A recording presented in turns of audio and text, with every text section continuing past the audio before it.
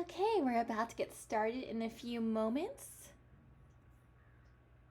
Welcome to my virtual cottage. I am Nadeshiko Gatsby, the Wisteria Witch. And today, we're going to take it down south to Anime Weekend Atlanta Part 4 from October 9th through 11th, 1998. Wow, how long ago was that? We're going back to 1998, and we're going to take you down to the ATL. All right, let's get started with our Fansview Fridays. And if this is your first time tuning in, Fansview Fridays is a weekly live stream here at the Wisteria Witch's Cottage. And basically, this pays homage to a good friend of mine who had passed not too long ago. His name is Kevin Lillard. He used to run a website called A Fansview, and a lot of what was on A Fansview is somewhat immortalized on webarchive.org.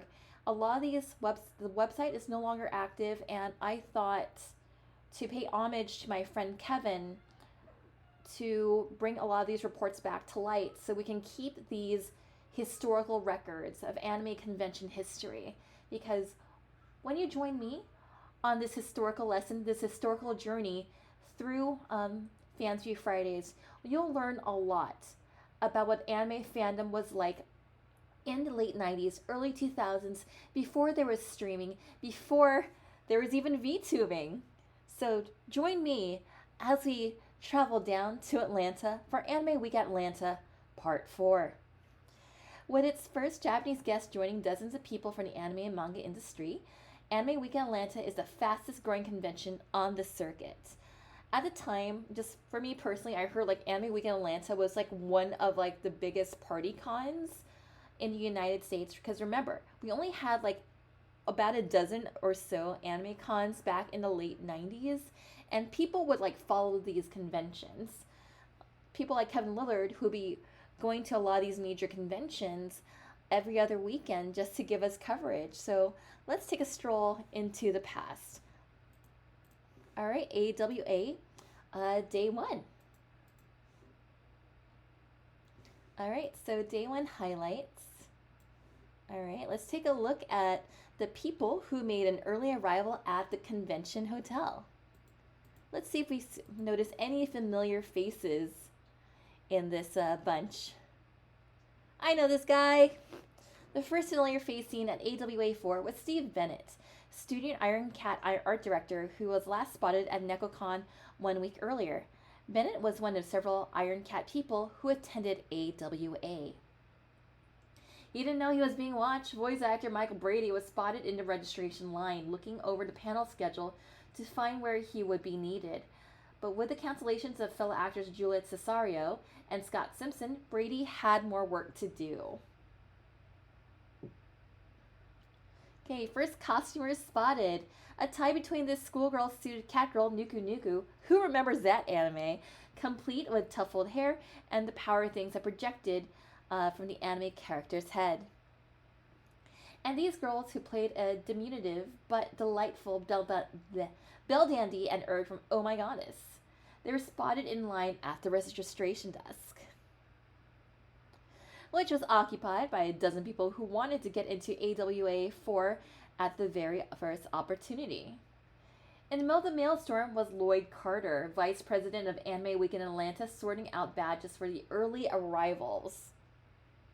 I do appreciate convention higher-ups putting their boots to the ground, helping out. That's also one of my personal philosophies as in convention leadership, to, even though you have a higher up position, to not be afraid to get your hands dirty and take charge where it needs to be taken charge. As someone who was a former co-chair for a convention, I respect that. Those people in line gave us a lusty cheer when, in a loud voice, the big moment on Friday morning was announced, the opening of AWA 4 dealer room. Quickly, the fans rushed down the hall. Oh my goodness, I miss this aesthetic of convention dealers rooms when they're like in like hotel ballrooms. You have like the little chandeliers there. You got the tables, like the pretty like tablecloth there. I kind of miss that aesthetic of convention dealer hall rooms. It almost feels nostalgic now when you compare it to all these convention centers are now like at big convention center halls, and you have like all these huge exhibits. Like, this is just nostalgic to me. All right, let's see here. Lloyd was actually secretary treasurer. I was the vice president. All right, I stand corrected. Thank you, old school Joe, for that correction. Also, minister of propaganda. And Lord Darkseid be like, God, I feel old. Warning, if you are in the chat, I tend to read chat things in funny voices every now and then. All right. So, to buy large amounts of stuff from people such as Dave Williams-Leff and Matt Greenfield of ADV, who had a table loaded of the latest releases from the Houston area company. Also in the dealer room is this collection of dolls where Magic Knight Rayearth met Martian successor Nadeshiko and Neon Genesis Evangelion. Oh my god. I love these. Just seeing like these toys in the dealer's room. Oh, they have the Utena doll. Oh my god. I've been like searching. I've been like searching for like these Utena dolls for like the longest time. Like that was just like my holy grail, like as a 14-15-year-old perusing through anime conventions. But when I found out that the sale price of the Utena doll was like close to $100, it's like yeah, as a 14-15-year-old, like that's a lot of allowance money. That is a lot of babysitting money. But I did have the Fu and the Umi doll. And a group of models with Iria from Zeiram the animation was being showed by a 3-dimensional rendering of the famed mecha breakout illustration from Key the Metal Idol.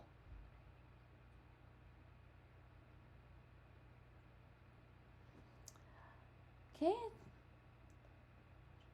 All right, we got Azure Mage in the chat. Great to see a familiar name in here. All right, just a quick break here. Apparently, a part of one of the downsides of Twitch is it does have commercials. It is just the unfortunate part of being on Twitch. Don't worry, those commercials will go away once it just kind of runs through it.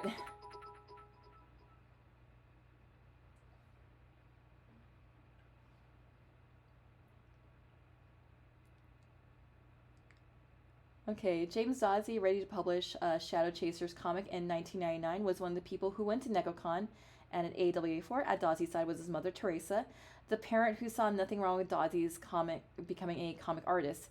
His father wanted him to be a doctor, they said. All right, Stan Dolan, who handles AWA's guests, got his hands on the first box of the con's t-shirts. Last year, they were in black and white. This year, AWA moves up to color 1 red. Manga artists Reijiro Kato and Mio Odagi, part of the group's AWA first Japanese guests, made an early appearance on the convention floor. What did they do? They went shopping in the dealer's room. And also, unfortunately, because this is all on Web Archive, some of the images don't show up because they've either been like just lost in the archiving process. So y'all have to bear with. Neil Nailman in the black shirt, who progressed from fan subs a Royal Space Force to professional work on Gundam, was quickly surrounded by eager fans when he walked through the convention floor on Friday. Okay, try Midori Margarita and take home the glass. Only $5.50 it looks like. This line was spotted inside the hotel's bar, a neat mixture of Hispanic culture. The cocktail was named after a woman in 1963, and the Japanese Midori is Japanese for green. I do like me a Midori sour. I do like me some Midori sour. Remember, it was $5.50 for a margarita. This is 1998 money. The purpose of this object copy from Evangelion in AWA's main convocation room must remain a mystery, like the rest of Eva. Okay, let's take a look at some like old school costumers. Then a glance at the first costumers at Anime Week Atlanta 4. Okay, so again, this doesn't show all the photos. It's whatever photos that Web Archive caught. So we got Nuku Nuku over there. And again, it was fairly common to like see women dressed in like Chinese qipao dresses, Chongsam type dresses. I mean, I did that, I think, at Animagic. I had a red Chong Sam Key Pow type dress that I wore during the dance. Also, like, people would also wear kimonos. They could, like, either pass for calorie or, like, just wearing a kimono just to kind of fit in the vibe. Of course, it looks like we got Ranma and Kane over there. Oh, we have a cute Usagi over there. And we also got Sailor Jupiter. And just to mind you, we were very limited in resources for costumes back in the day. So people kind of had to build with what they had, what they can get, what they can commission. Because we didn't really have, like, AliExpress or, like, Chinese eBay websites where you can get, like, pre-made costumes. Okay, more time strolling through the halls produce more images of anime fans in costume. All right, let's see if we can get some photos here.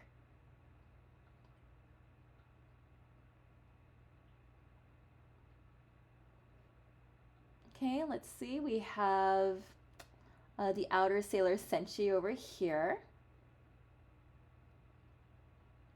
I've got Inuyasha. And remember, this is 1998, before the anime ever came out. So they probably had to have read the manga to be familiar with Inuyasha. Oh, we only had 2 photos. Oh. All right, some of the leaders of the American anime industry brought AWA up to speed on the real-world state of the business. All right, let's just kind of take a look in the chat. Lord Darkside says, I remember the night Ava was fun times. Old school Joe be like, it was more sophisticated than the tinfoil and the cardboard years, but not as professional as it is today. Yeah, like, I bought, like, an RA cosplay from League of Legends from China. It shipped, like, within less than a month from China to Los Angeles. And it was really amazing quality. And I paid maybe, like, less than $115 including shipping for it. And, like, the quality of it is very professional. It wasn't flimsy. It still holds up. And it's a costume that I really love having to have in my collection. Oh no, our photos are broken. No. All right, let's hear some stories about the state of the industry. What was the state of the industry like in October of 1998? At Animazement, executives from the Japanese anime industry noted that major companies were creating a 24-hour, 7-day-a-week all-anime television channel in Japan. No such creature exists in the U.S., although there will be 3 all-animation cables by the end of the year. At AWA4's industry panel, John Cirabella of Media Blasters predicted that the chances are good for an all-anime U.S. Television service. Cirabella noticed that the increasing amount of anime on the science fiction channel and Cartoon Network showed that there was enough demand for that form of animation to justify such a channel. However, Cirabella warned that an all-anime TV service in the U.S. would be expensive to create, and the company that produced anime for the American market would have to pool their resources to make that channel happen. And Professor Ram says, that would be Animax? Matt Greenfield of AD Films noted that the economic problems in Japan have changed the nature of the anime industry. Fewer films are being sold to the direct market as OAVs. Instead, the anime industry is creating a larger number of short 13-episode weekly series, hoping the shows will succeed so producers can make another 13 episodes. And the anime industry is going to make more of its series with the US and world market in mind, he said. Already, 80 Films has been a part of the production of the Burn Up W series and is working on another series as a partner with a Japanese animator. And Professor Ramsey's be like, well, if I can show them the future with streaming. The emphasis on the American market, which along with Spain and Italy are the hottest anime markets outside of Asia, has meant for more work for the freelance translator Neil Needleman. Gundam for Bandai, Fushigi Yugi for Pioneer, and Aika for Central Park Media have been Needleman's translations. He has done more translating work than he can't mention until it gets on store shelves. In the midst of anime talk, Carl Horn of Viz might feel left out because his branch of the California company handles only manga. However, Viz's manga follows the pattern of more cooperation between US and Japanese companies. Inuyasha Neon Genesis Evangelion manga gets to American store shelves not long after they've been distributed in Japan, he said.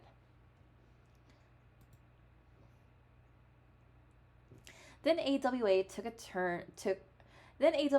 turn towards the unpredictable with the opening ceremony. Okay, let's see what happened during opening ceremony here. Come on.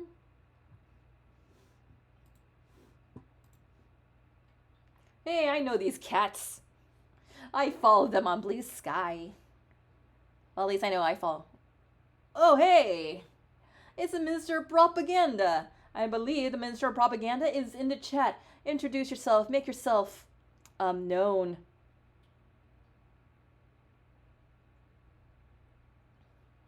Alright, Anime Week Atlanta doesn't take its opening ceremonies too seriously, with convention chairman David R. Merrill, right, and Minister of Propaganda Joe Vecchio Jr. take to the stage on Friday evening. You can expect silliness to follow. Their grins tell you what followed, the annual throwing of candy into a cheering audience. Alright, so let's see. We got that's Dave and Amy in picture. Note, Viz is still in business while others are defunct in that discussion. Hi, I'm Joe. Joe Even.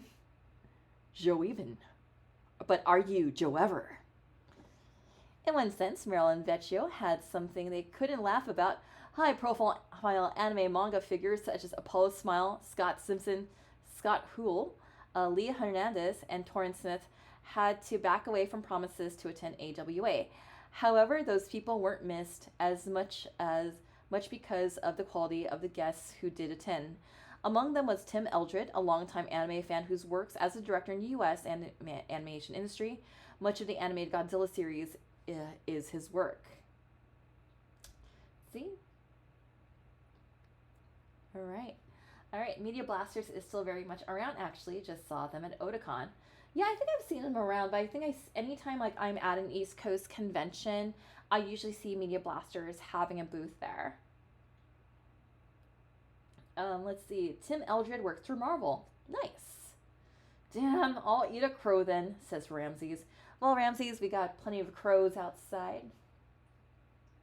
Take your pick. It's a buffet. He is an animation director and has put some anime Easter eggs in some of their animations. I probably know what you're talking about because sometimes I'll watch like an animated Marvel piece and like, hey, that looks familiar, or I recognize that.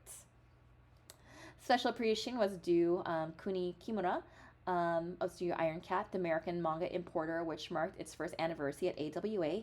Kimura was responsible for bringing artists Mio Odagi, Shinpei Ito, and Ippongi Bang to AWA, making them the convention's first Japanese guest.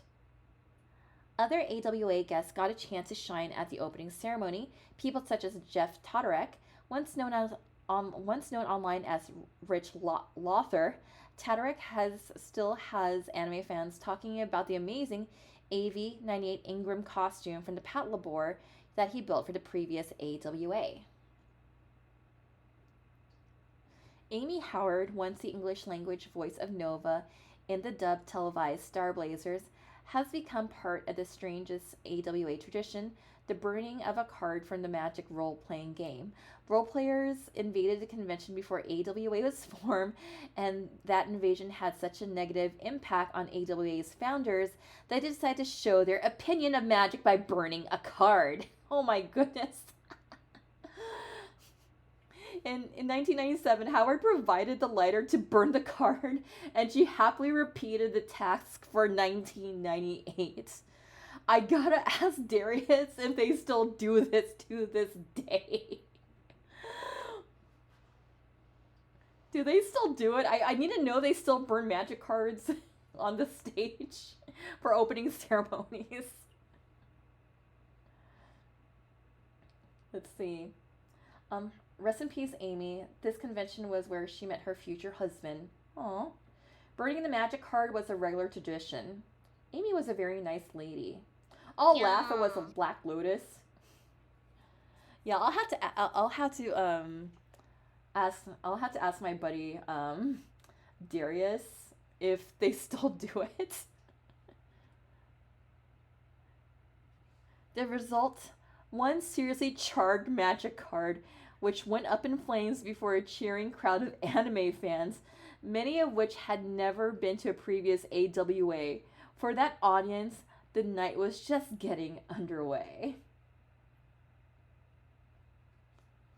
Yeah, like after this stream, I'm gonna like just ask Darius and be like, hey Darius, I'm up in your DMs. Can you tell me if you still burninate magic cards at opening ceremonies?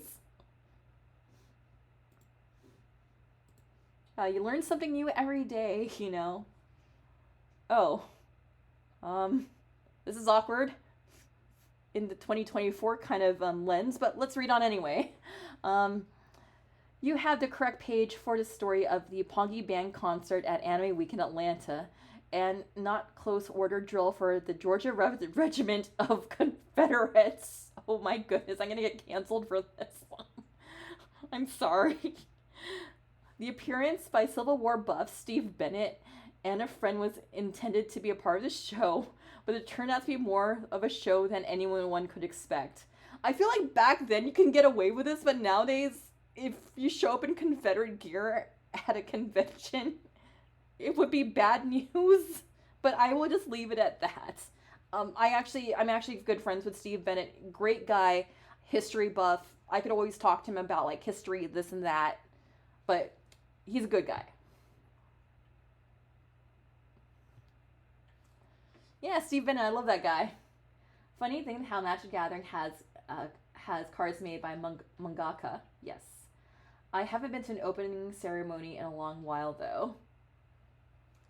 Bang's display of movement and energy needed a few minutes to light up the AWA crowd, which was appreciated at first but laid back. Yeah, I've been seeing a lot of Ippongi Bang as I'm just like, going through like all of these old reports. Like this is someone I would love to have vibed with. I would love to have like maybe have done a Q&A with, because I just love her vibe. I love her art, and she just seems like a fun person. With the assistance of fellow artists Reijo Kaito in his trademark golden green and Hazenhiro Akiyab on the synthesizer, Bang belted out the melody of popular anime songs. She may be one of the few performers who can get a room rocking to music composed to anime viewers from changing the channel when a show starts. Oh hey, it's the Outer Senshi squad we saw earlier in the cosplay photos. At Katsukon in February, Bang invited all the Sailor Scout cosplayers onto the stage to sing the Sailor Moon theme. The song was repeated at AWA 4, and a group of costumers got the thrill of sharing the stage with Bang. Aw, that's adorable. I love that. Looks like we got a costume change here. Ironically, the most popular song of the night was the Urusei Yatsura television series theme, performed once during the concert after Bang's costume change, and once during an encore. That's where Steve Bennett comes in. He tried to get the crowd to cheer for Bang's return on stage. He'd take off his clothes. It said he'd take off his clothes if they yelled and chanted at the top of their lungs. So our friend in the Confederate uniform got rid of that uniform on stage. The crowd complied. Bennett was forced to keep his promise. Oh my god. Wow. Oh my god, this is like Ramses circa 1998. I'm gonna leave this here for a while because I need to kind of... And Steve's my buddy here. I love Steve. I took a drawing class with him at Fanime. Alright, let's look in the chat. Steve and I had discussions about this. Ippongi was very much an attraction back right up there with Shonen Knife. I do love me some Shonen Knife. So he pulled a Ramses. Yes, he pulled a Ramses. Hello, I'm the Ramses that takes his shirt off. Yeah, so we also know Ramses that you take your shirt off during mini golf. And the crowd went wild. Alright, I think after that I need to get a sip of my concoction here that I brewed at the cottage. that is made of ginger root. Some of you humans might call this root beer, made of the sweet ginger root. Okay, looks like some images links are broken here, so oh no, I want to see some costumers. Oh. Okay, come on, at least one photo, please, pretty please. Internet Archive gods, okay, no photos. That made me sad. Okay, second time, let's try this again. We looked at the costumers who came out after the sun set on Georgia. Okay, are we just having bad luck with cosplay? Oh, okay, we got Shishio, I think, from Kenshin. It's been a while since I've seen or familiarized myself with Kenshin. Yeah, I love how our chat is popping tonight. Okay, it looks like it was just like our friend from Kenshin. All right, let's go on to day 2, Saturday. Saturday. Okay, day 2 starts with a glance at the Japanese guests who brightened AWA 4.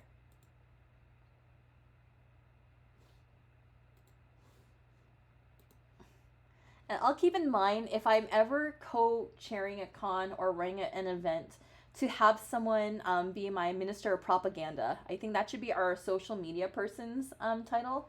So instead of like social media expert or a social media guru or whatever, I should just name that minister of propaganda. I've learned something new today. Thank you, Joe.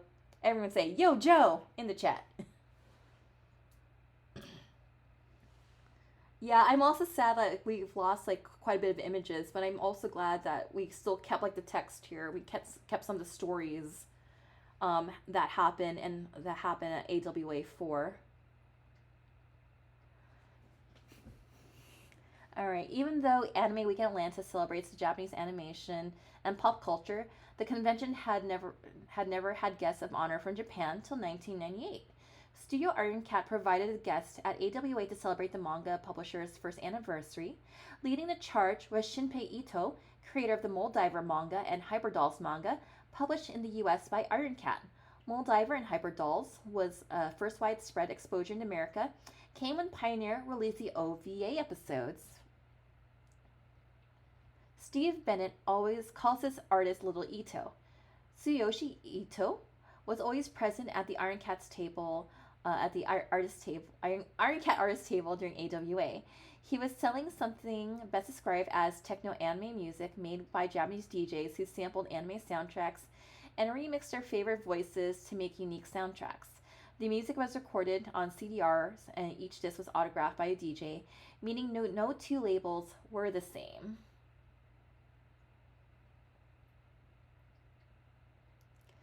These smiling faces aren't only artists, they're journalists. Sumie Ono, waving, and Midori Miyama, seated, are editors for the Comic Gone magazine, which covers anime and manga worlds in Japan. Ono got a lot of use out of her camera, taking pictures of the amazing crop of cosplayers at AWA. She also insisted on interviewing Amy Howard, the Star Blazers voice actress, and Michael Brady, the English language Crusher Joe. Mio Odagi, she of the long hair and artistic kimonos, was part of the Iron Cat delegation. If you read Canvas Diary comics sold a few years ago by Antarctic Press, Odagi was the woman with the ultimate attack hair. At AWA, Odagi was selling her chick series of manga sold as magical mates in America.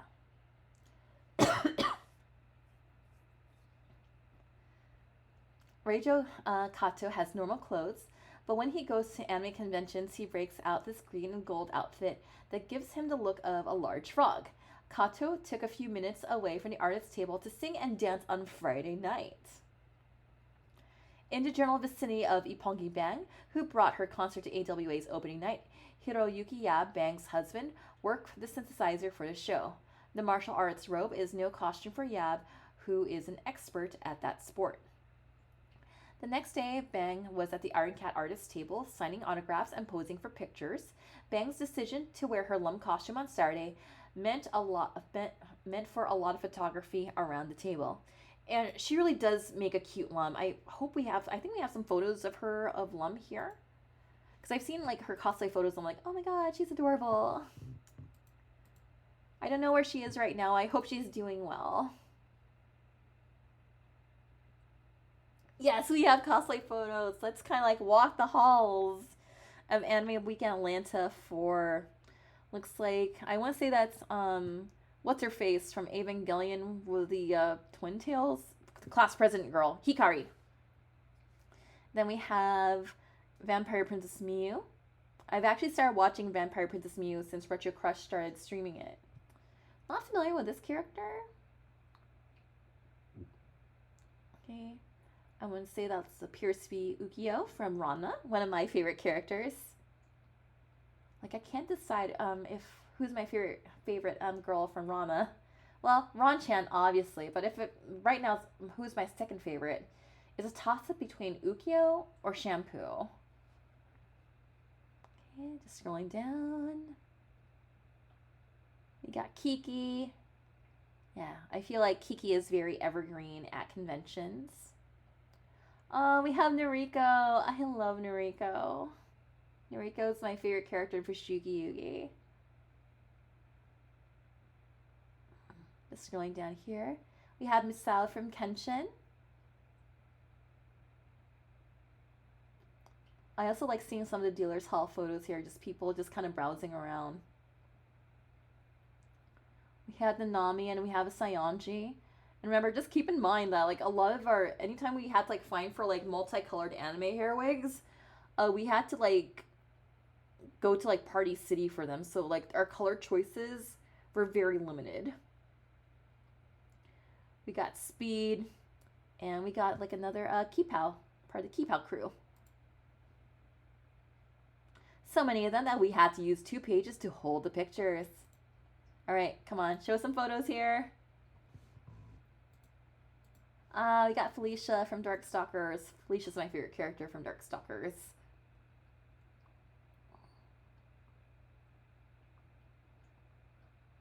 Okay, we have Kadachi from Ranma. It's very rare you see Kadachi. Kadachi was actually one of my first ideas for cosplay because my younger brother wanted to go as Kuno. And I'm like, yeah, if you go as Kuno, I'll go as Kadachi. And we can wreck some havoc. But that never happened. We have Kenshin over here. We got 2 Aeriths. Oh, we got some 7 folks here. I love her outfit. It's probably not a costume, but I just love that vibe. It's so of the time. Like you got the sparkles, you got the hair. It's like it's so alt fashion of the late 90s. I love it. Okay. All right, the surprise hit of this anime convention was a refurbished version of a 30-year-old American TV cartoon. And I know y'all in the chat will know what we're talking about here. Let's get one thing straight. Space Ghost is not an anime. It's nowhere close to being an anime. Space Ghost is a mid-1960s Hanna-Barbera TV cartoon. It was part of the HB Film Library, and that was purchased by Turner Broadcasting, the library that was the genesis of the Cartoon Network on cable TV. But Space Ghost wasn't yanked out of the library, dusted off and rebroadcast. It was turned into something different. It looks like some of these gentlemen here have some fans in the chat. Good old George. Oh yeah, George Lowe. I love that guy. George and Clay. George and Clay. Here are 3 of the people responsible for deconstructing Space Ghost into Space Ghost Coast to Coast. Something more like a morning zoo radio show than a kiddie epic. From left to right, they are Pete Smith, producer and writer, Clay Crocker, writer and voice of Zorak, and George Lowe, voice of Space Ghost, taking over from the original voice, Gary Owens.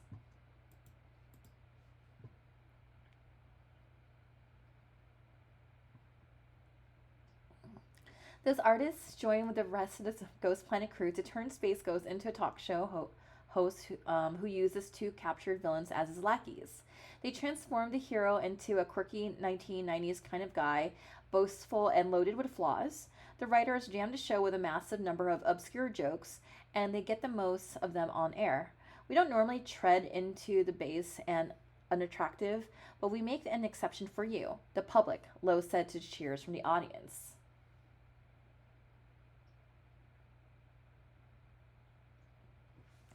The show uses a stupefying collection of old stock footage from old Space Ghost shows, laced with out of context interviews with celebrities such as Apollo Smile. We're doing it on a box of macaroni and $5.95, said Smith. The stream of consciousness style co-founds the old delights and young. The panel audience held with delight at the showing of a working version of an unaired Space Ghost episode. And the autograph line for the Ghost crew was one of the longest lines at the anime convention. All right, let's see here. R.A.P. Clay, George is still with us, but not in good health. He recently reprised his Space Ghost role on an episode of Jellystone. I love Jellystone. Jellystone doesn't get as much love as it should. It actually is a good adaptation of like Hanna-Barbera characters.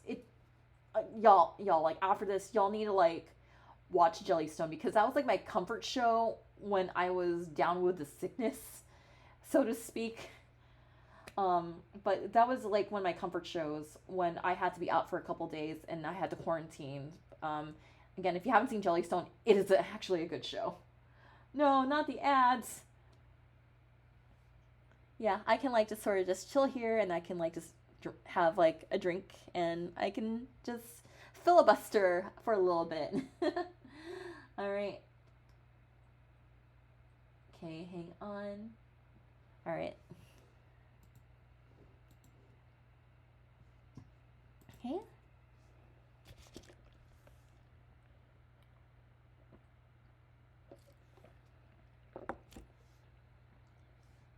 All right, folks, let me know it's good to go if the ads are done. Because I see we got some VIPs here in the audience. Some VIPs to the cottage. All right, let's talk some Star Blazers. The Star Blazers series left an indelible mark on some of the fans at AWA. Those fans gathered in Georgia to celebrate their beloved show.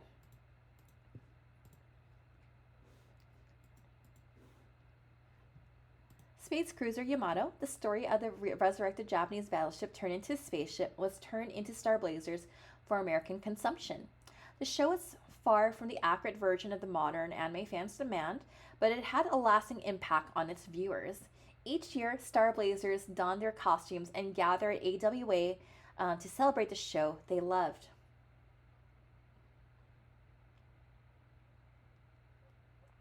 Joining them were the three people vital to the American history of Star Blazers.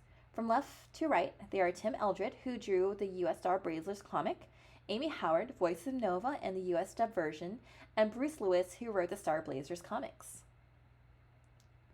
Lewis wants to continue the Star Blazers saga. He has written a treatment for a novel he calls The Trial of Leader Deslok, and would like to turn that into a novel. Before he does that, Lewis has to get permission of the company that holds the American rights to the series. In the back of the panel room was game designer Keith A. Johansson of Musashi Enterprises, Inc. Johansson said he will keep Star Blazers alive by creating a new role-playing game based on the show. He also said that the creator of Yamato would like to make a new movie in that fictional universe. At AWA, Howard wore a photograph of an actor who was part of the English language Star Blazers cast. After years looking, she finally tracked down Ken, I hope I'm saying his name right, Ken Mesereau, the voice actor for Derek Wildstar, locating him in California where he is shooting a film for home box office. Mesereau stayed in the world of science fiction when he appeared in the next phase episode of Star Trek The Next Generation. Howard promised to bring Mesereau to Project Akon in 1999. And yes, we will eventually be covering Akon 1999. I would guesstimate sometime in October or November of this year, so stay tuned.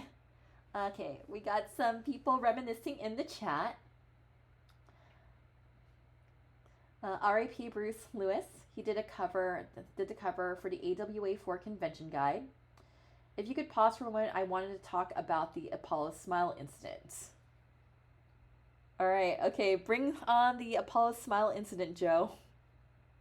Let me just put us to this page here.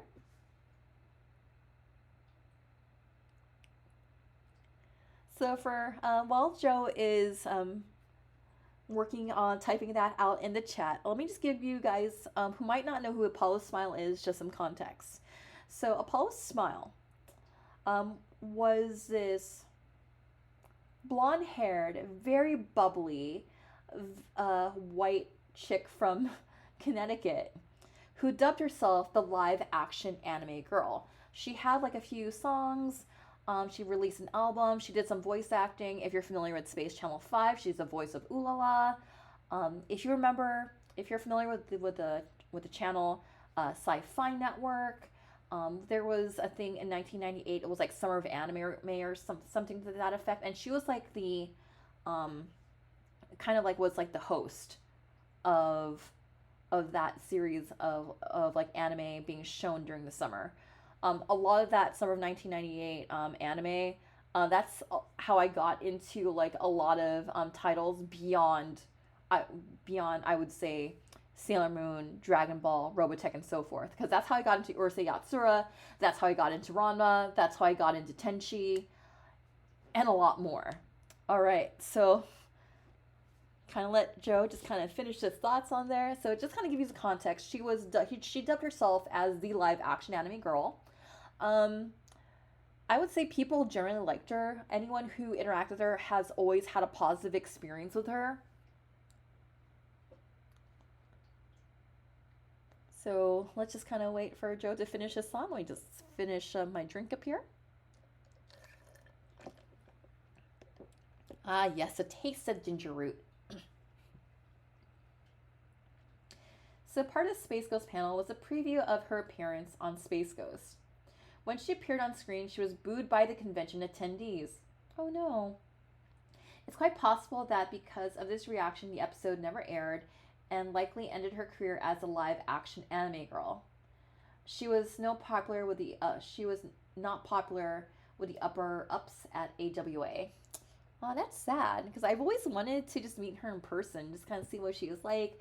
Again, just kind of have that moment of like, I'd like to have a Q&A with you. I'd like to kind of see where you got this idea for the live action anime girl, and what was it like to like be the video host of that sci-fi summer of anime, because I was really keen to my childhood. Yeah, I met her and she's very nice. I do like yeah, I've heard people who have met her. She's a huge sweetheart in person.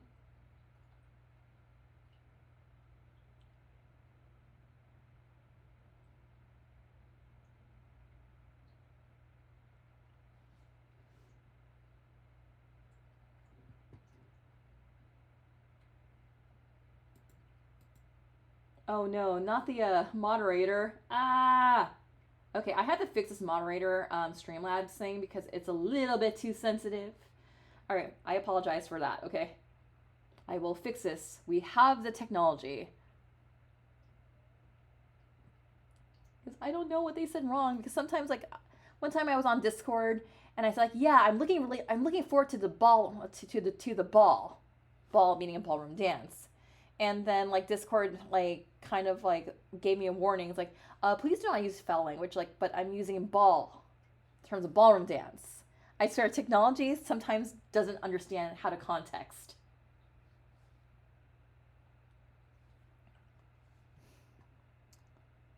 Okay, anyway. Alright, let's talk some Studio Iron Cat. Let's talk about my buddy Steve here. Studio Iron Cat, the newest American publisher of manga, held a first anniversary celebration at AWA. They brought Studio Dodo members, or is it Studio Dodo? Dodo? Members Reijo Kato and Mio Dagi, and Ippongi Bang, all artists for Iron Cat. The man in the black shirt between Odagi and Bang is not from Dodo, but he was an Iron Cat's list. Please let me know if I'm pronouncing it right. I don't know if it's Dodo or Doodoo, because if I say Doodoo, it feels a little bit kind of funky. Ah, Dokudol, nice to see you here. Shinpei Ito, the artist who created Hyper Dolls manga, That series first came to light in anime form from Pioneer. Then Iron Cat picked up the manga and started releasing it in the summer of 1998.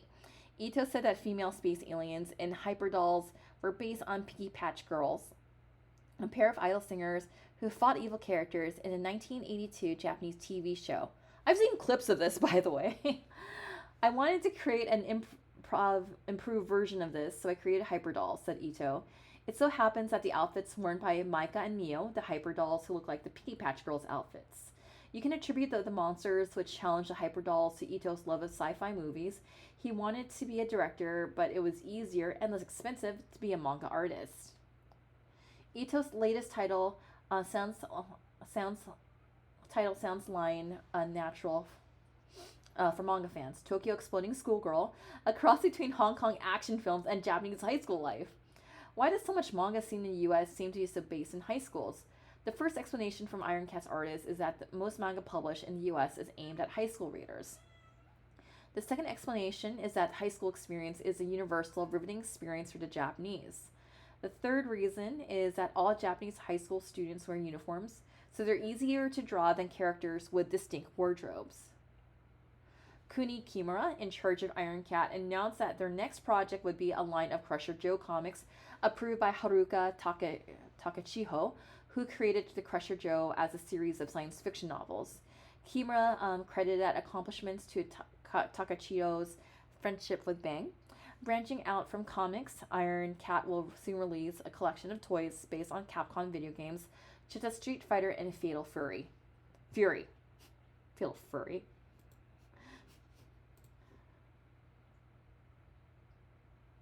Yes, you come to the right place, Dokudel. Old school anime here on Fridays. So join us Fridays at 7 p.m. Pacific Standard Time. And we're here to just talk about old school anime cons, old school anime. You've come to the right place. All right. Saturday saw the biggest anime and manga costume contest in the South. Here's the first part of the contest.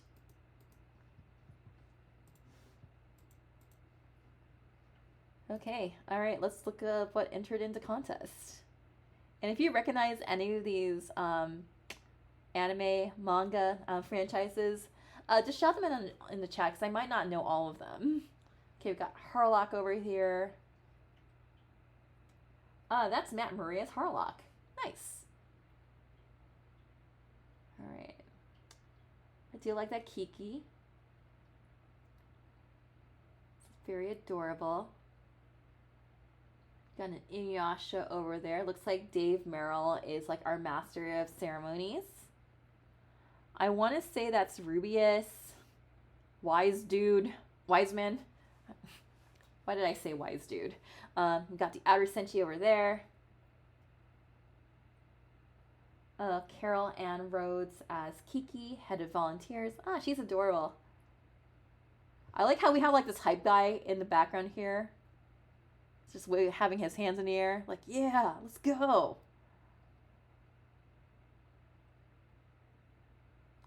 Okay, looks like we got Larva from Vampire Princess Miyu. I'm going to assume that this is Utena based on the green hair, and we got Nanami in the background. Looks like we got Yui and the twins. We have Priest Boy from Fushigi Yugi. Yeah, looks like we have a whole group of Fushigi cosplayers over here.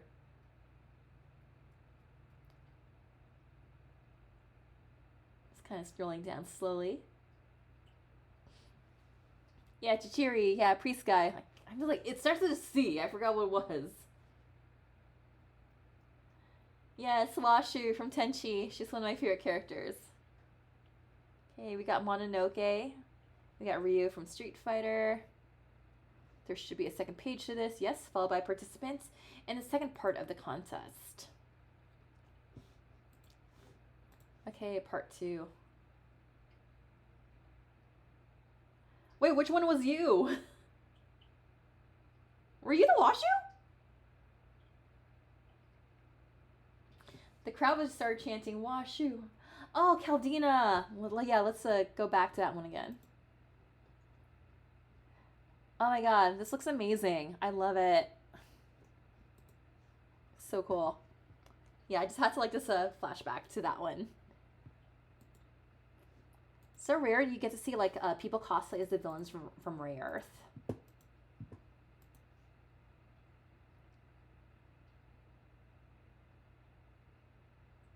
Okay, let's see here.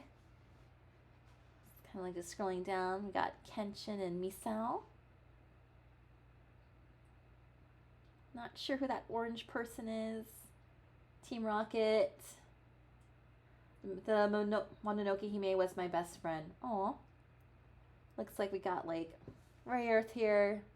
Lena Inverse. Ash. Goku. Miyaka. Oh, we have Naga over here. Aw. It's amazing like how you can like have all these long-lasting friendships from conventions. Like I know Ramses can vouch for me because I've known Ramses like since 2007. But we usually game with a friend of mine whom I've known since 2000. And I met him at Anime Expo 2000. Okay, just scrolling down here. Got a cardboard Gundam, which was a staple at the time. No pun intended. More Kenshin. And more Kenshin.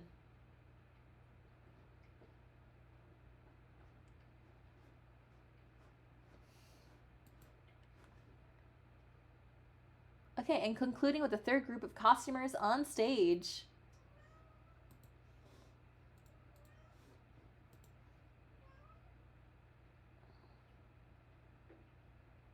Yeah, the cat cosplay was awesome. The ears move by remote control.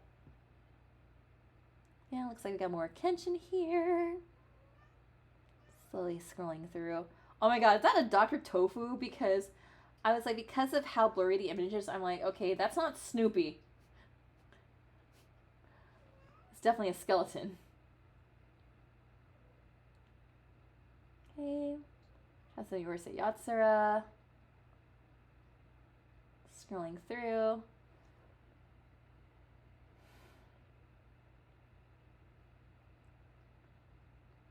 Yeah, I was like at Joanne's the other day, and I was like looking at like the Halloween section. I'm like, oh my god, like if I knew someone who wanted to cosplay as Dr. Tofu, like I should get them a skeleton here. Yeah, it's Daddy Satome.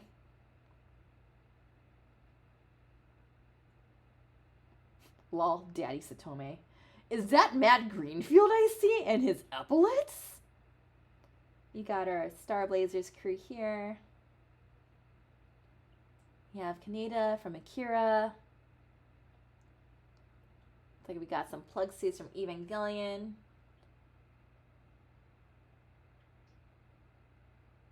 Wait, which one is Walter Amos?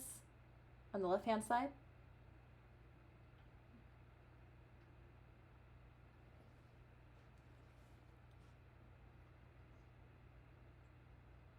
I'm assuming it's not the plug suit.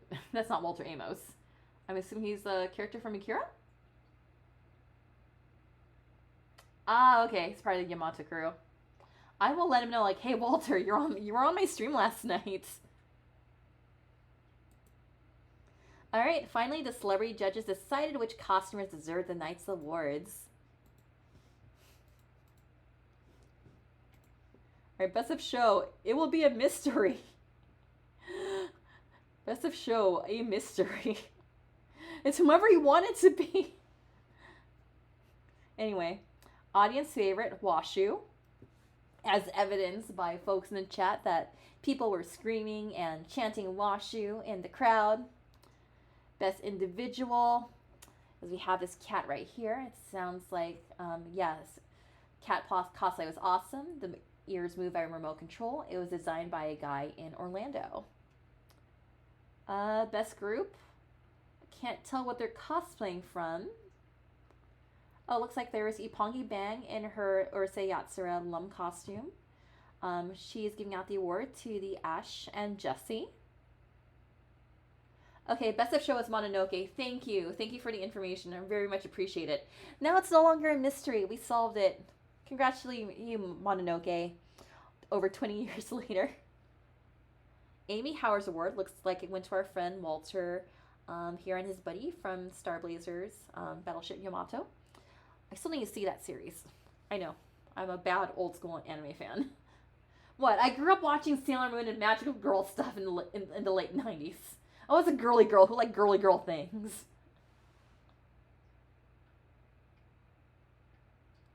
Oh, he was not part of the Yamato crew. My bad.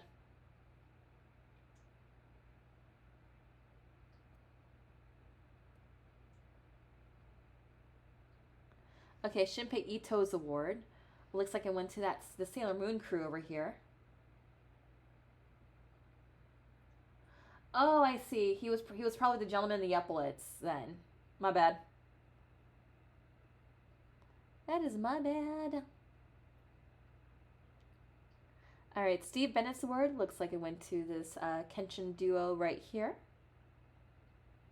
Mio Adagi's award went to this Urusei Yatsura cosplayer here. I'm just digging the tiger stripes. I was actually wearing a tiger stripe print today too, so like yeah. Reijo Kato's award. Does anyone remember who won Reijiro Kato's award? Reijiro Kato's award. Kuni Kimura's award looks like it went to the larva over here.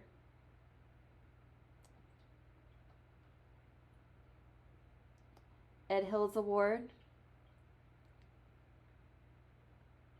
looks like it went to this Martian successor Nadeshiko group right here. Anime Pavilion Best Costume, it's a mystery. Anime Pavilion Best Act. Okay, it looks like it went to Mr. Epaulets here.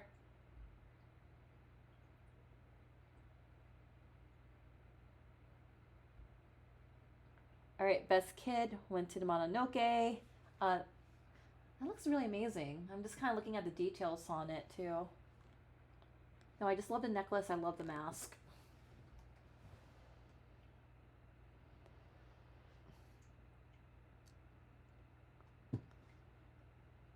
All right. Okay, let's venture to day 3.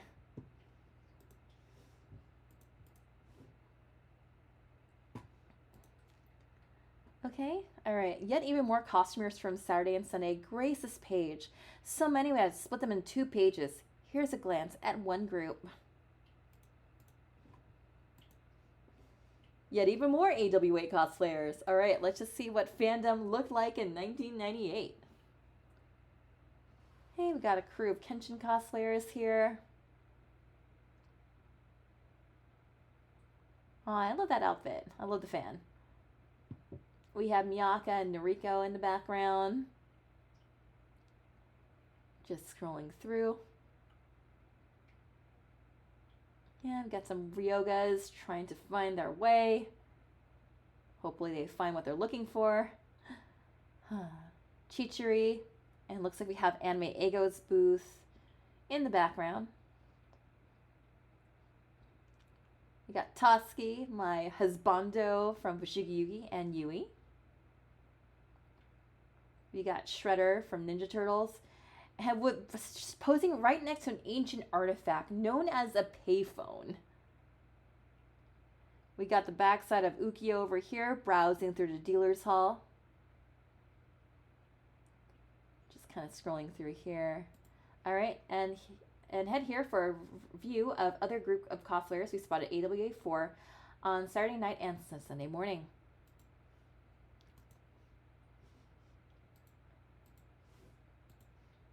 Okay, scrolling through here.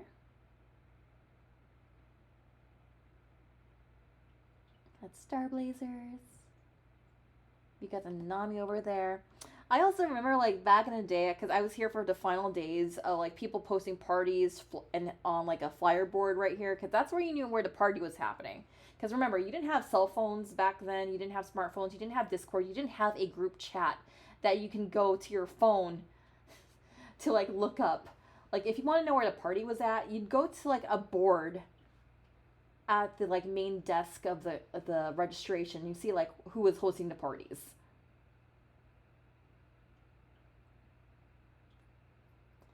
Okay, Carol Hutchins on the top right. Oh, nice. It's an awesome costume. I love it. I don't know what it's from, but I just like the vibe.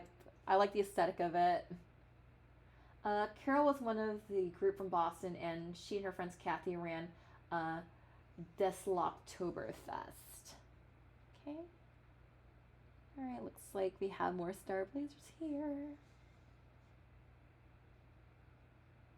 Scrolling through. One of the many Rama cosplayers. She's cosplaying as leader Deslock. I'm like, my brain is drawing a blank. Like, what's that from? It sounds familiar.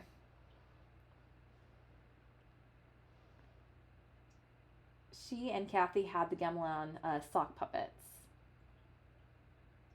Okay, looks like... Oh, is that like a Ekans plush she's holding? I can't tell because of the greenie. Oh, Star Blazers. Okay. I will make it my mission to marathon through Star Blazers Yamato when I have a chance, because I feel like I'm missing out here. Because I've been meaning to like stream that, watch it. It's like, okay, I think this is a sign that I should start watching it. Okay, we got someone from Slayers over here. I just like looking at these photos of cosplayers, just kind of like just perusing through the dealer's hall and just wandering through the dealer's hall, because I just kind of feel like this is just like a moment in time that like is so of the time. I like the armor on that. We got Miyaka Suzaku no Miko, and Hiro is just kind of strolling through.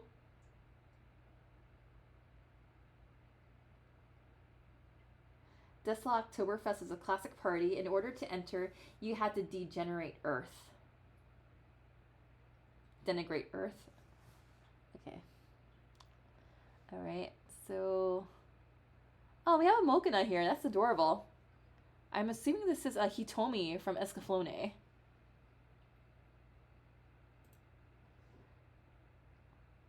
Okay, we have a couple more industry panels to cover.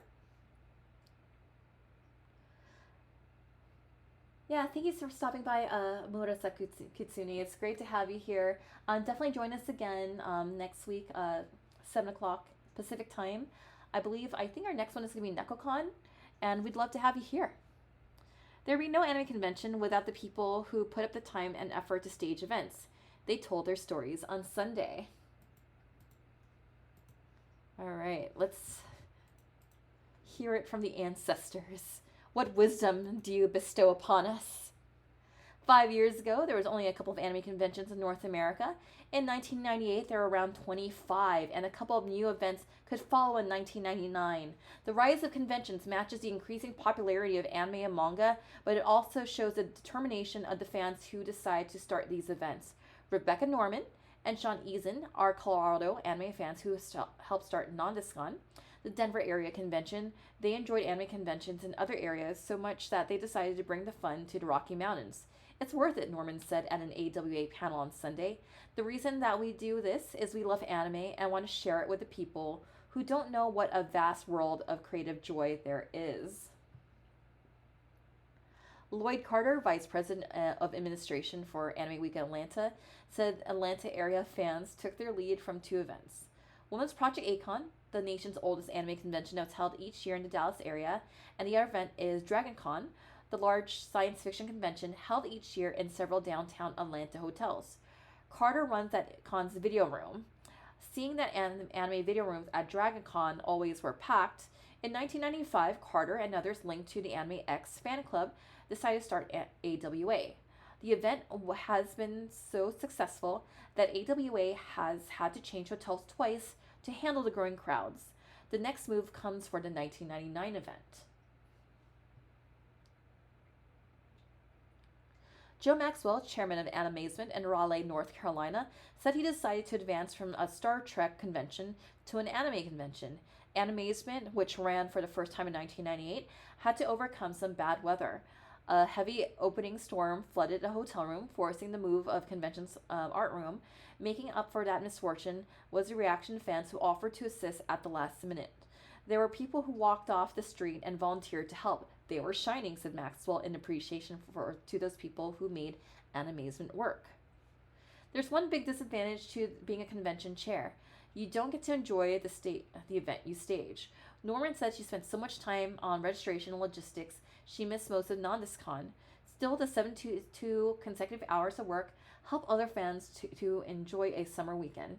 And that's what counts to the convention chairs. Okay, in the chat we have Dave Merrill was the spirit behind AWA, but Lloyd was the reason it was able to continue year after year. One day I will share the story about how AWA got started. Yeah, we'd love to learn about that. So next time when I do AWA, I'd love to have you just talk about how AWA got started. With $100 from Gordon. An anime fan was responsible for this work in progress. He told about the life of the world of American TV animation. Okay, so what are we going to learn about here? All right, Tim Eldred, let's go. Sure, I can pause right here before we get into Tim Eldred.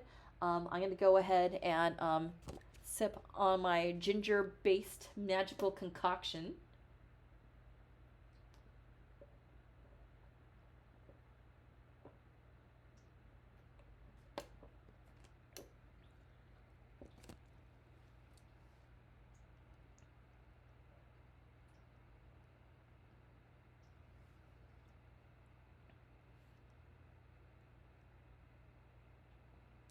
Yeah, we're sorry about these commercials. It's just an unfortunate thing that kind of comes with Twitch territory. Or if you're a streamer in general, it just kind of comes with the territory. But thank you so much for just putting up with it. Hence, I'm just drinking my concoction right now from the cottage as I light up my candles. I have a candle lit up right now to celebrate the coming of the fall equinox.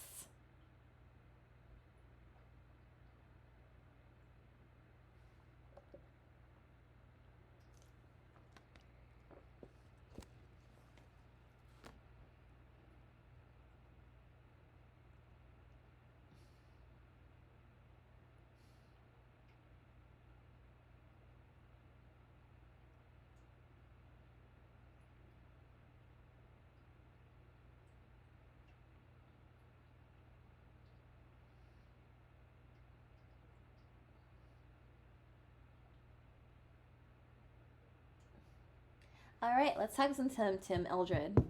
From otaku to animator, that's the story of Tim Eldred. A lifelong fan, Eldred drew American adaptations of anime such as Star Blazers and Robotech Macross before he moved into the animation industry as a producer and director. Working for Sony, Eldred's latest work is a TV cartoon version of the new American-made Godzilla movie. I remember this. You say Godzilla doesn't look like himself here. That's because this is a frame from an animatic storyboards film in the sequence to give producers an idea of the pacing they can expect from the finished product. On a show such as this, American animation houses use the animatics as a guide for the key animation work. Then they send the preliminary animation package to an Asian animation houses which finish the work. Often those animation houses are the same companies that complete anime projects from Japan, which means there may be less of a difference between anime and US cartoons than most people think. Farming out the bulk of animation work cuts costs for US companies, but it also means the risk of disappointment with the overseas work. Sometimes you have to live with a sequence that doesn't come out the way you wanted to. Sometimes you're surprised at Eldred if American producers don't like a sequence. It goes back to Asia to be redrawn. That means shipping the material to Korea or China. Long distances also can lead to production delays. Eldred admits that sometimes some shows are completed one day before they're supposed to be aired. The hardest part of the Godzilla series, so Eldred, is getting the title monster's sense of scale correct. The lizard is supposed to be huge, but it's viewed in Japanese movies from the monster's eye level, well above ground, which made Godzilla look more like a man in a suit, Eldred said. To increase the sense of viewing a behemoth, the recent Godzilla movie showed the monster from a street level point of view, something Eldred uses in his animated series. All right, looks like we got someone new in chat. Welcome, random person. Always cool having you here. Doing fine. We're talking about some anime week in Atlanta. We're just about to close out, but we still got 4 more sections here to cover. So Thank you for joining us this evening. When stories from anime and manga professionals aren't enough, fans write their own fiction and put it on the net. One writer explained his path towards better fan fiction. All right, let's talk about fan fiction in 1998. What was that like? When some fans get really infatuated with an anime series cast of characters, they show their love by writing stories about those fictional worlds. The rise of anime and the internet has been matched with the number of people who enjoy writing fan fiction about their favorites. T.J. Hamilton was one of the fanfic authors at an AWA panel on Sunday. Others on the panel included Keener Barnes, Jodie Farber, Cindy Toller, Corinne Hopwood, and Ken Aramadi. I know Ken Aramadi. He wrote the Sailor Moon FAQ. I always talk about him all the time. Barnes comes from Birmingham, Alabama, which might seem to be more of a football hotbed than a home for anime fandom, yet he spends a lot of time writing Ranma fanfiction. Fanfic authors gravitate towards stories from the most popular anime series because that's what they know the best. Fanfic authors hope that people who enjoy the anime will appreciate their stories, and they worry that the readers won't like their new tales. One of the most intrepid authors tried to take tales in the worlds of shows such as Miracle Girls that have not been commercially released in the US, Hamilton noted. Even when familiar with a series, fanfic writers must decide if they'll stay in the area of the anime storylines or take the characters into new areas. From comedy to melodrama, for example, a lot of die-hard people think they dishonor the original work if they don't make it just like the original, said Hamilton. He did wonder about people who add new Sailor Scouts to the Sailor Moon stories or make Ranma part of that cast.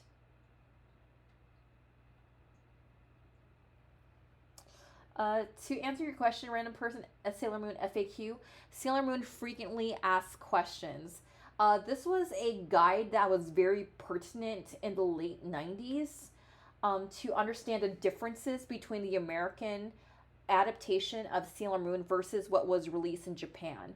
So it was like this huge text file that was uploaded into 4 parts that broke down the differences between the cuts, the censorship, and changes in the American adaptation of Sailor Moon versus what was in the Japanese, and it was a very good guide on that.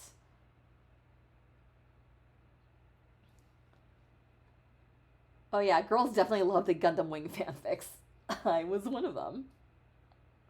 Yep, there were changes in the American adaptation of Sailor Moon. I mean, if you look up Sailor Moon Cousins, yeah, that's where we get the cousins joke. For web users, this is a book, a common form of distributing fanfic in the 1980s, before large numbers of people had modems. Who remembers modems? Hamilton noted that most anime fans are also computer users, and that led to a rise of online fanfic. Online publishing make it easier for people to post their fiction on the Usenet groups on websites. That also made it easier for some to find someone who can take a dispassionate look at a story and tell the author if it's good or laced with flaws. Hamilton said that fanfic writers should find others to review their stories. If not, writers need to walk away from their stories for a couple of days and return to see if their work makes any sense. Yeah, random person, they're not cousins. Uranus and Neptune, they were in love. They're very much in love.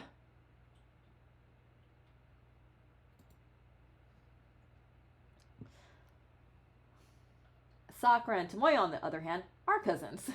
One of the professionals answered fans' questions about radical differences between American and Japanese comics. Okay, let's talk Bruce Lewis on manga. Hey, Bruce. Hi, Bruce.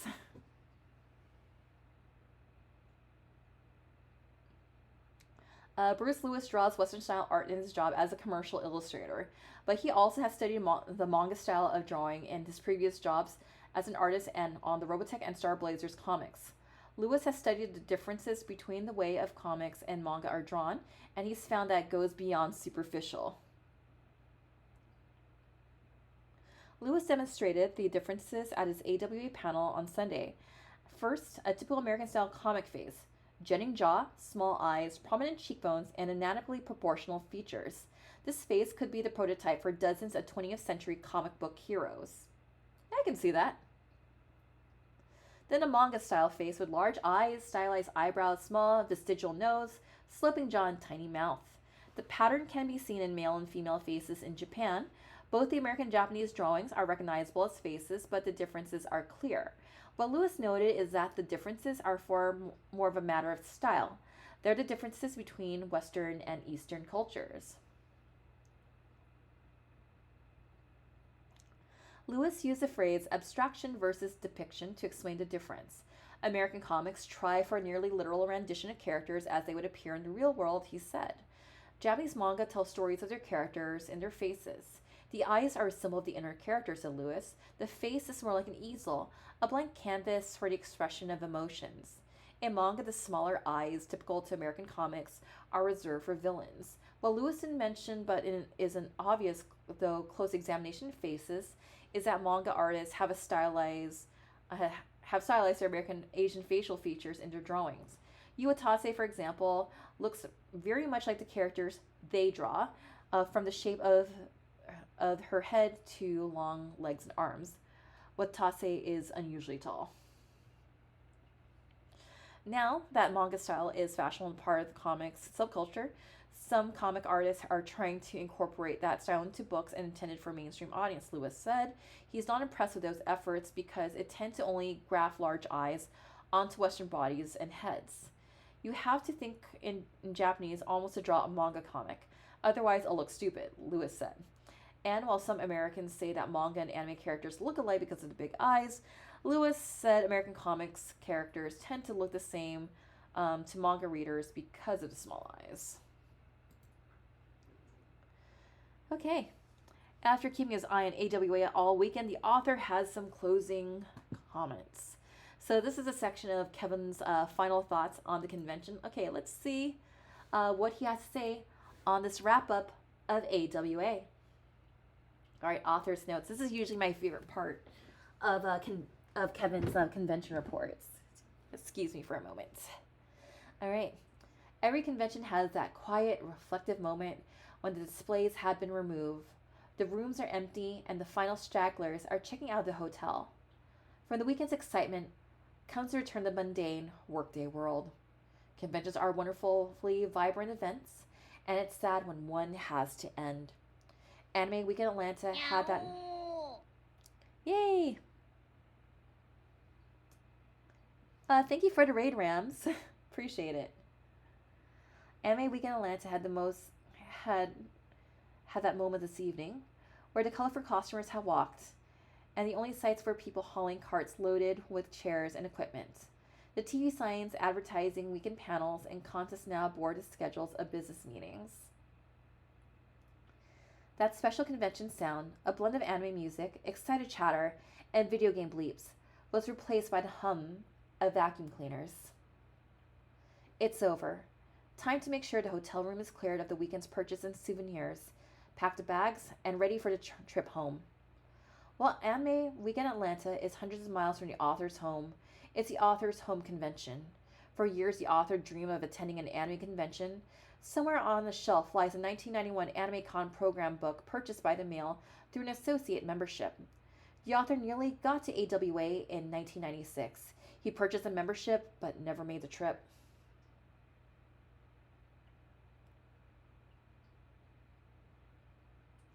What followed made a big impression. A few weeks after the con, an envelope arrived at the author's address. Inside was a program book, a badge, and packet of materials the author would have received had he attended the con.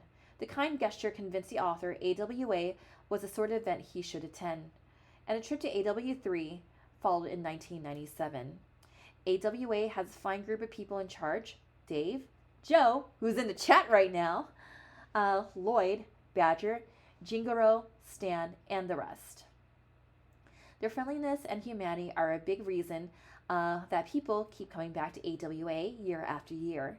They've become such a success at staging the con that twice they've had to move to AWA to larger quarters to handle the growing crowds. Around 1,400 this year. Can you imagine a convention of 1,400 people in this day and age?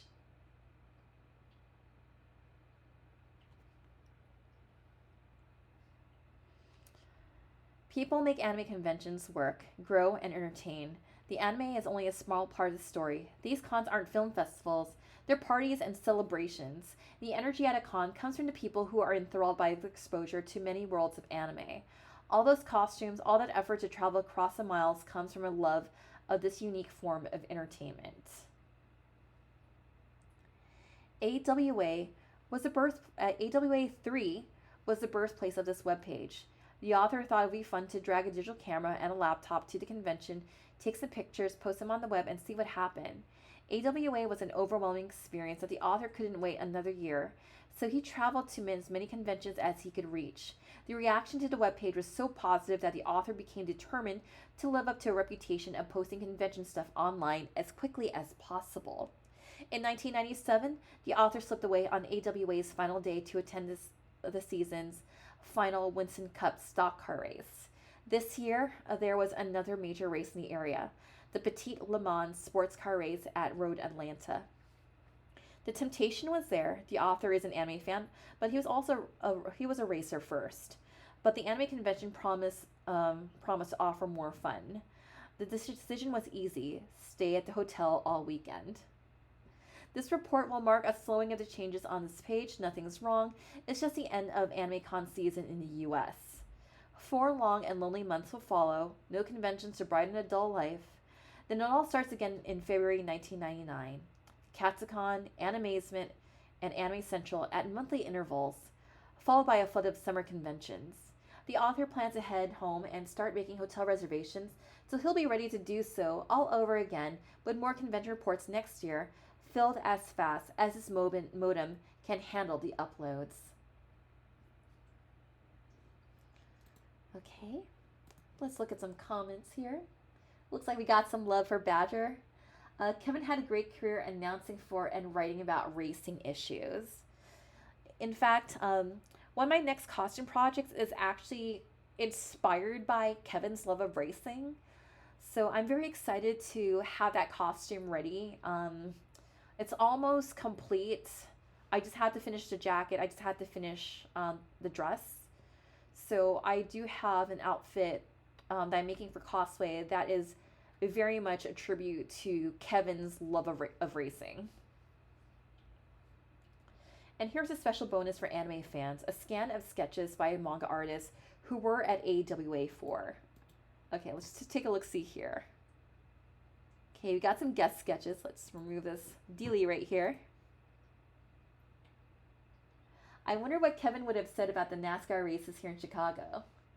Yeah, these cons have been around for a long time.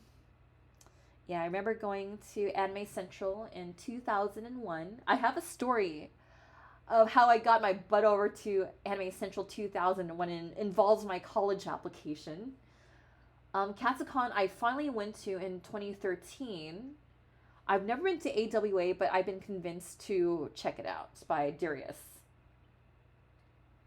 Yeah, I'll post it on the Old School Anime Discord when I have a chance. But I also have a Discord too. It's in the description of the chat, or if Ramsey is my moderator here, can drop the link to the Discord. Love to have you in there. There is a section where we can talk conventions and more.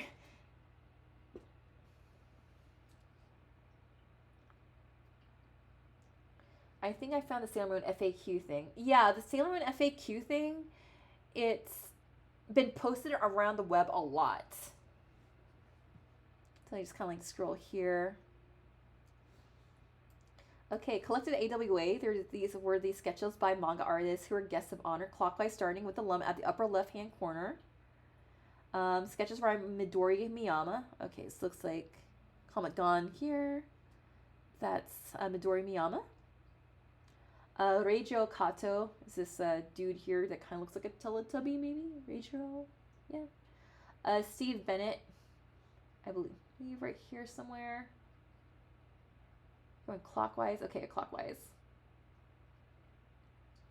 Yeah, this is a sketch here that's definitely a Steve Bennett aesthetic. Mio Odagi. This cute, kawaii anime gal right here. Ippongi Bang. Again, would love to meet her one of these days because I've been reading a lot about her in these old archives. Like, oh my god, I would love to sit down and have a Q&A with her. Shinpei Ito,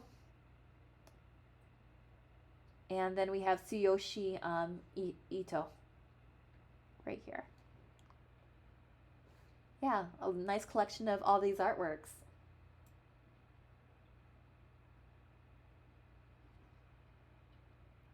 Yep, that's our Discord. So if you want to just join our Discord, by all means, we just launched our Discord today. So I just wanted to build this virtual cottage community where we can talk about old school anime stuff and more. Because I know there's more to than what we like beyond anime, beyond the old school. Because, yeah. Anyway, with that said, thank you so much for joining me on my stream of Fansview Fridays. Next week, we'll be talking about NekoCon. I'm actually looking forward to it. I've never been to NekoCon personally, but the name intrigues me. I like cats. I have two of them. So yeah, thank you so much for joining me in my virtual cottage where we look back at anime history. We were doing this because we don't want fandom history to be lost. And once again, I wanted to also plug my book, the Fangirl Diaries. This is my upcoming book about finding identity through anime fandom in the late 90s and early 2000s. So essentially, what was it like being an anime fan? What was it like growing up an anime fan, being 14 years old, trying to convince your parents to go to these crazy parties that have anime people there? Like, I want to be with my people. I want to be where the people are. It also contains my story on like using my college application as an excuse to go to Anime Central 2001. Yeah, I'd love to see your photos. I'll create like a separate, I'll create like a separate channel, to drop like old anime convention photos. Yeah, because I'm still getting things like here and there. But again, thank you so much for joining us. I always appreciate having visitors to my virtual cottage. I'll probably be gaming more. I'm still recovering from London, and I'm also still recovering from co-chairing an anime event. It is a lot of work, people. I got mad respect for all of y'all who have been on the higher ups, the upper ups of running conventions, because man, that was a lot, and this is like my rest week. So with that said, thank you so much for joining us. We hope you can join us next time around. Join us on our community, on our Discord. Love to have you there. And yeah, with that said, happy forging, my fellow forest friends. I'll work on my outro later. Okay, that said, let's see if we could rate a channel here.